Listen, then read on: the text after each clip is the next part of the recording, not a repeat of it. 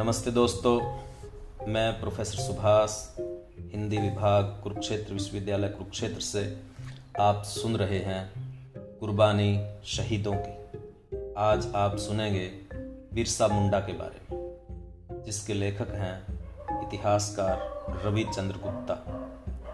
झारखंड के छोटा नागपुर आदिवासी क्षेत्र में तमाड़ परगने का गडेरिया उलिहाती गांव। इस गांव का एक नौजवान सर पर पगड़ी बांधे एक बस्ती से दूसरी बस्ती प्राय चक्कर लगाता रहता। वहां के युवकों से गुपचुप बातें करता और अगले गांव चल देता। किसी को आभास तक नहीं था कि वह क्या बातें करता है और उसकी मंजिल क्या है। किसी को पता नहीं था कि वही युवक उन्हें अंग्रेजों के चंगुल से मुक्त कराने के लिए एक नई क्रांति को जन्म देकर स्वतंत्रता संग्राम के इतिहास में एक नया अध्याय जोड़ने जा रहा है। इस युवक का नाम था बिरसा। इसकी जाति थी मुंडा।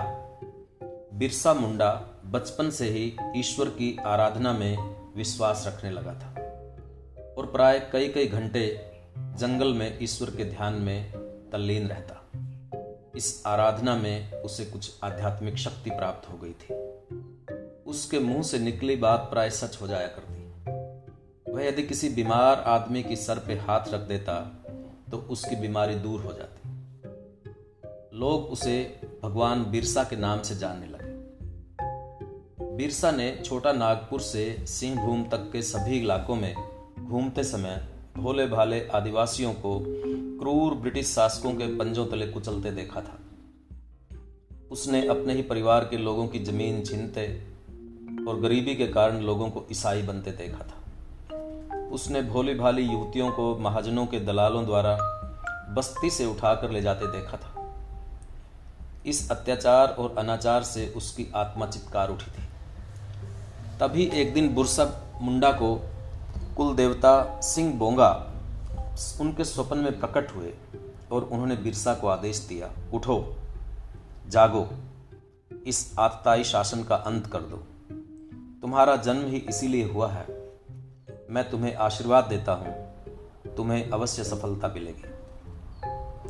उसने ब्रिटिश शासन का अंत करने का बीड़ा उठा लिया था। विभिन्न इलाकों में घूम घूम कर उसने युवा आदिवासियों का एक संगठन खड़ा कर लिया।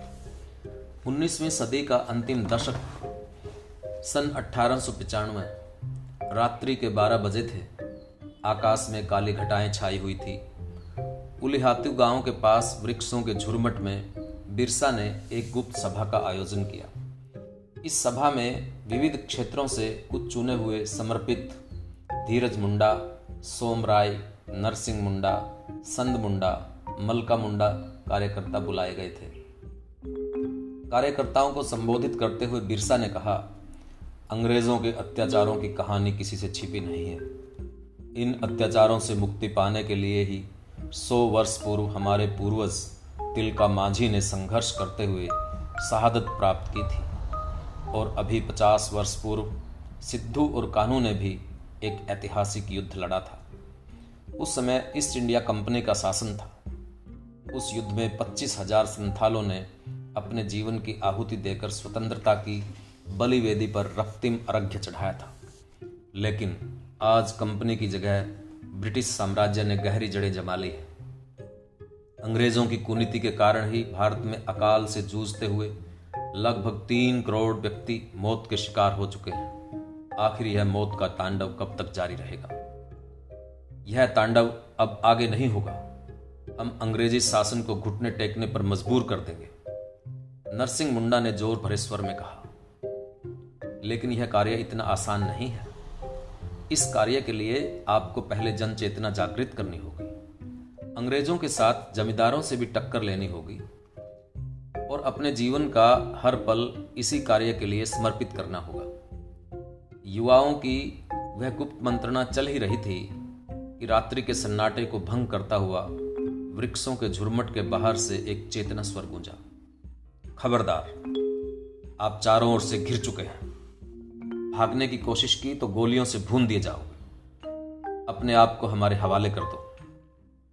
अंग्रेजी प्रशासन को गुप्तचरों से इस सभा की सूचना मिल चुकी थी। अतः दल बल के साथ पुलिस ने वृक्षों के झुरमुट को चारों ओर से घेर लिया। बिरसा मुंडा के लिए यह अप्रत्याशित था। उनके पास आत्मसमर्पण के अतिरिक्त कोई चारा नहीं था। साथियों सहित बिरसा को गिरफ्तार कर लिया गया। यद्यपि उनके विरुद्ध सरकार के पास कोई पुख्ता प्रमाण नहीं था, लेकिन फिर भी उन्हें जेल से 2 वर्ष बाद मुक्त किया गया। 2 वर्ष के जेल के जीवन ने इन युवाओं को ब्रिटिश सत्ता के विरुद्ध संघर्ष के लिए और अधिक आत्मिक शक्ति प्रदान की। इन युवकों ने अपना तन मन धन सब कुछ मुक्ति संग्राम हेतु समर्पित करने की प्रतिज्ञा ली। इसके बाद सभी ने अपने अपने इलाकों में युवाओं की भर्ती आरंभ कर दी। अनेक क्षेत्रों में आदिवासियों के सैनिक संगठनों का गठन कर दिया गया। बिरसा मुंडा ने 4 मांगों को अपने संघर्ष का आधार बनाया। कुटकट्टी व्यवस्था पुनः आरंभ हो, जनजातियों को संरक्षण प्राप्त हो, जमीन छीनने का सिलसिला समाप्त हो, जमींदारी समाप्त किया जाए। क्रूरता दमन नीतियों को ध्यान में रखते हुए बिरसा मुंडा ने संघर्ष आरंभ करने से पूर्व जन चेतना जागृत करना जरूरी समझा। उसने पूर्व की घटनाओं से यह सबक सीखा था। अतः उसने अपने दल के युवाओं को आदेश दिया कि वह समस्त क्षेत्रों में बिखर जाएं और अपने अधिकारों के लिए संघर्ष के लिए लोगों को तैयार करें। धीरे धीरे कुछ ही वर्षों में इस आंदोलन ने रांची और सिंहभूम जिलों के पहाड़ी क्षेत्रों में अपनी जड़ें जमा ली। लोगों में ब्रिटिश शासन के विरुद्ध भारी रोष व्याप्त हो गया। जगह जगह जमींदारों से किसान उलझ पड़ते थे। कई स्थानों पर किसानों ने जमींदारों को इलाका छोड़कर भागने पर विवश कर दिया। तभी तो 1895 में बंगाल के लेफ्टिनेंट गवर्नर ने शिमला में बैठी सरकार को तार भेजकर सचेत किया कि छोटा नागपुर व्यवस्था बारूद के ढेर पर बैठी है। छोटी सी चिंगारी भी भारी विस्फोट कर सकती है। और यह विस्फोट आखिर 1900 ईस्वी में हो ही गया। बिरसा मुंडा ने ब्रिटिश सत्ता के विरुद्ध घोषणा कर दी। शोषण के विरुद्ध अपने अधिकारों के लिए हमने शांतिपूर्वक संघर्ष आरंभ किया था, लेकिन सरकार ने इसे हमारी कमजोरी समझा। अतः आज हम ब्रिटिश शासन तंत्र के विरुद्ध घोषणा करते हैं कि भविष्य में हम उनके किसी भी कानून को नहीं मानेंगे। बिरसा मुंडा ने यह घोषणा सरकारी अधिकारियों और महाजनों के पास भी भिजवा दी। इस घोषणा से सरकारी तंत्र के कान खड़े हुए। तत्कालीन रांची के उपायुक्त ने आदेश दिया, समस्त मुंडा सेल रकब के पास पहुंचकर आत्मसमर्पण कर दें। अतः छोटा नागपुर के तत्कालीन कमिश्नर फोबर्स ने खुटकुट्टी व्यवस्था मुंडाओं के लिए देने की सिफारिश कर दी। 1902 ईस्वी में गुमला और 1905 में खूंटी अनुमंडल का गठन कर दिया गया, जिससे कि समस्याओं को नजदीक से समझा जा सके। अंततः सरकार ने मुंडाओं की पुश्तैनी मुंडारी और खुटकुट्टी व्यवस्था को मान लिया। केवल इतना ही नहीं, फादर हाफमैन ने 11 नवंबर 1908 को बंगाल काश्तकारी कानून की जगह छोटा नागपुर काश्तकारी कानून लागू कर दिया। इस कानून के अनुसार उपायुक्त को जनजातियों के संरक्षण का अधिकार दिया गया। इस अधिकार से परंपरागत जमीनों के हस्तांतरण को रोकने की जिम्मेदारी उपायुक्त के पास आ गई। इस प्रकार मुंडा आंदोलन के कारण प्रथम बार ब्रिटिश सरकार को झुकना पड़ा। 150 वर्षों से चला आ रहा जमीन छीनने का सिलसिला समाप्त हुआ और जनजातियों को संरक्षण प्राप्त हुआ। बिरसा मुंडा की पहली 3 मांगें मान ली गई। क्या राष्ट्र बिरसा मुंडा के इस ऋण से कभी उऋण हो सकता है? मुंडारी लोकगीतों में बिरसा मुंडा को आज भी याद किया जाता है। मयोम ताम दो बिरसा बाहो रे कोटिका सुंदरी केड़, जंग ताम दो बिरसा दिशुम होड़ो को बुलंग केड़, अबेना रिका को दो बिरसा दिशुम होड़ो को ताज केड़। इसका अर्थ है, हे बिरसा, तेरे खून का सिर में टीका लगाया। हे बिरसा, तेरी हड्डी का परदेसी लोगों ने नमक बनाया। हे बिरसा, तेरे सत्कार्य को विदेशियों ने अपना लिया। दोस्तों, ये थी इतिहासकार रविचंद्र द्वारा लिखा गया बिरसा मुंडा के बारे में एक छोटा सा संस्मरण। इस आदेश के खिलाफ बिरसा मुंडा ने जवाब भेजा जो उनकी भाषा में था। ओ गोरी चमड़ी वाले विलायती बंदरों, तुम्हारा हमारे देश में क्या काम? छोटा नागपुर सदियों से हमारा है, तुम इसे आज़ाद छोड़कर अपने देश लौट जाओ। यह घोषणा भी 1942 के अंग्रेजों भारत छोड़ो आंदोलन जैसी थी। सारे देश का एवं समस्त नेताओं का समर्थन प्राप्त होने पर भी जिस घोषणा को करने के लिए देश के सर्वोच्च नेता घबरा रहे थे, वही घोषणा बिरसा मुंडा ने अगस्त क्रांति से 42 वर्ष पूर्व ही कर दी थी। रांची के उपायुक्त को जब बिरसा की घोषणा पत्र मिला तो वह क्रोध से आग बबूला हो उठा। उसने जल्दी ही भारी गोला बारूद और शस्त्र से सुसज्जित सेना इस आंदोलन को कुचलने के लिए भेज दी। डोबारी पहाड़ पर दोनों ओर की सेनाओं में भारी टकराव हुआ। बिरसा मुंडा के साथियों के पास अपने वही आदिवासी तीर कमान, भाला, बल्लम, फरसी, गंडासा ये हथियार थे। स्वाभाविक था कि आधुनिक शस्त्र अस्त्रों से सज्जित सेना के सामने वह मामूली शस्त्र कहां तक टिकते।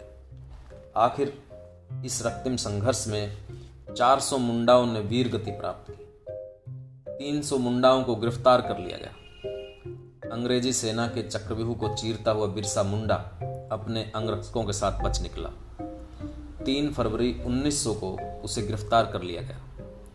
जमींदारों और अंग्रेजों के शोषण, उत्पीड़न और अत्याचारों से लोगों को मुक्ति दिलाने वाले बिरसा मुंडा ने उन्हीं अंग्रेजों के उत्पीड़न का शिकार होकर 9 जून 1900 को रांची जेल में दम तोड़ दिया।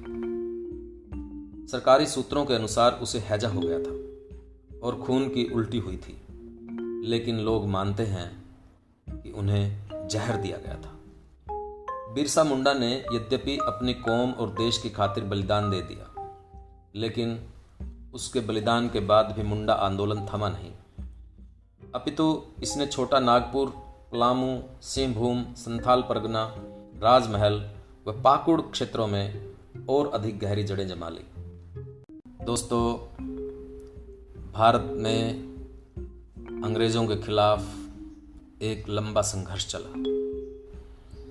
1857 में, 1857 से पहले और 1900 के आसपास भारतीय किसानों के अंदर अंग्रेजों की नीतियों को लेकर जो विरोध था, जो शोषण हो रहा था, उसके कारण अनेक आंदोलन उभरे। छोटा नागपुर में बिरसा मुंडा का आंदोलन इतना प्रखर था कि अंग्रेजों को उनकी 3 मांगें माननी पड़ी। पहली बार ब्रिटिश सरकार किसी आंदोलन के समक्ष झुकी। इसी आंदोलन की प्रेरणा बनी बाद में भारतीय स्वतंत्रता आंदोलन की वह रणनीति जो महात्मा गांधी ने अपनाई।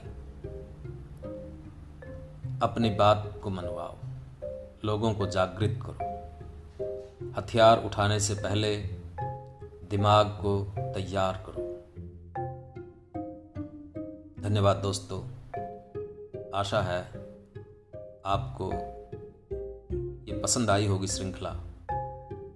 यदि आपको ये पसंद है तो आप इसे साझा करिए। मिलते हैं किसी और शहीद के बलिदान कथा के साथ। तब तक के लिए धन्यवाद।